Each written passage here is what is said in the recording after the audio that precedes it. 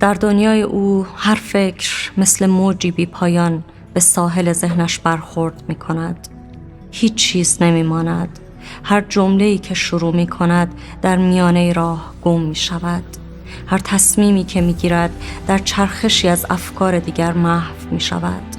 در این دنیا زمان معنای روشنی ندارد. ثانیه ها گاه می دوند، گاه می خزند و او در میان این آشفتگی به دنبال سکوتی می گردد که هرگز نمی آید.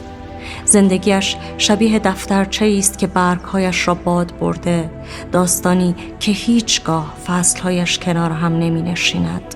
تمرکز مثل گرفتن دودی است که از میان انگشتانش می گریزد. او خودش را در میان هزاران راه گم کرده است.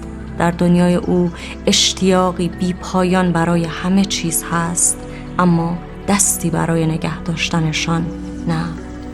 هر روز شروع می کند اما هیچ وقت نمی داند کی به مقصد می رسد.